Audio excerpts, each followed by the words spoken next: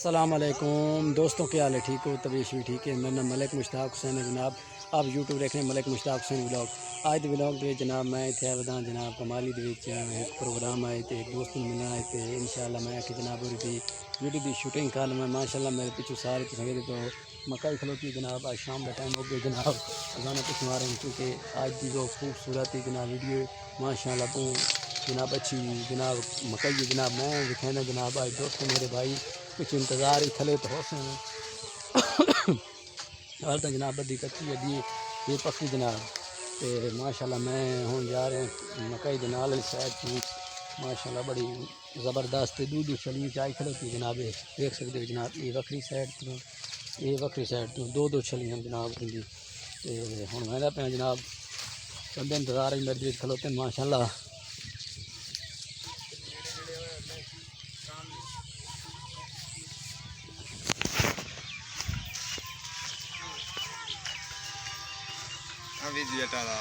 अस्सलाम वालेकुम। वालेकुम अस्सलाम। क्या हाल है जनाब? खैर खैरियत है भाईजान, ठीक ठाक तुम सुनाओ? ठीक हो? ठीक है और सुनाओ जनाब। और ठीक ठाक। कितने जनाब आज पहुँचे इतने? भाईजान 84 चा गादियां वाली पहुंचा छलियां दी विजिट ते छलियां वेखो पिछों इन्हां छलियां दी औसत बड़ी आंदी है। हर दूसरे तीसरे महीने दे विच छलियां पक्की हुई होंदियां ने। ठीक हो गया जनाब। हाँ चल के दिखाओ जनाब, देखन जनाब। चलो हाँ यार चेक कराओ यार जनाब। ला जनाब यार इन्हें दिखा। माशाल्लाह जज़ाकल्लाह खैर बहुत खूबसूरत है जनाब। इन यार द्रू हेठ पट्टी है यार उतने नहीं क्योंकि आज बका शाम हो चुकी है नहीं नज़र आ रहा ना। और यार इतों लई है यार कुछ नहीं होता यार। यार मेरा कैमरा थोड़ा जा नज़र ना दो सी क्योंकि छली बड़ी महंगी है ये जनाब, बहुत ही छली VIP है जनाब। ये कितने रुपए की छली जनाब चेंदे तुसीं? छली तो सानू इस टाइम के 100 दी पा जाती है।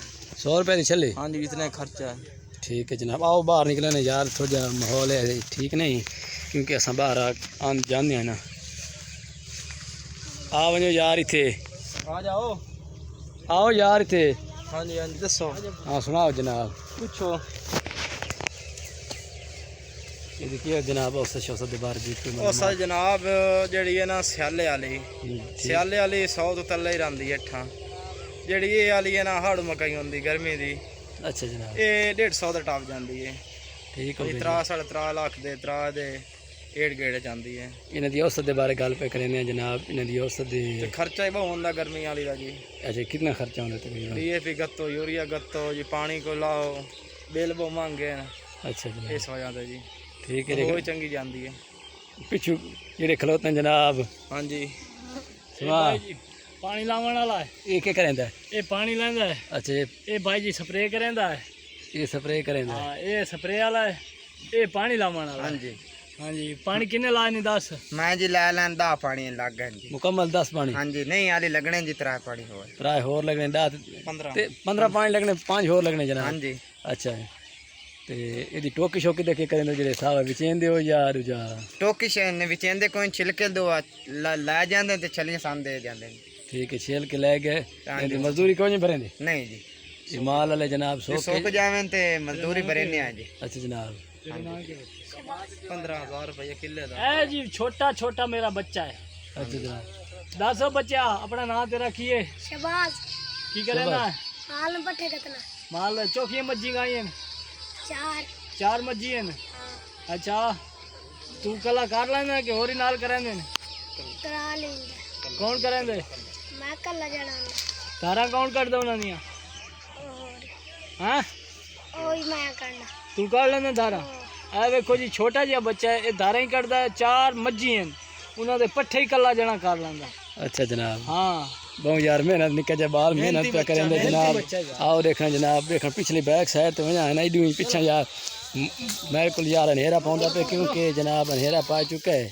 असा के यार अंधेरे के बाद वीडियो को शूटिंग होनी अस दोबारा वीडियो को नहीं बनाई जनाब। असा के चलो आखिरी माई शाही आंदे को यार को सुना दे यार यार मेरे कात तू ए दे कात में वदे सारे नालू यार नालू कात दे ते वदा बहु देख मैं चाहिए देखे यार कोई सुना दो यार माई शाही कोई सुना तू सर यार सुना दे यार ये सारे दोस्त हैं ते उबरिया ला लो के ते गैरा सन लुटिया है तुसन लुटाया ना लो के यात्रियों ने भाई सुना रहे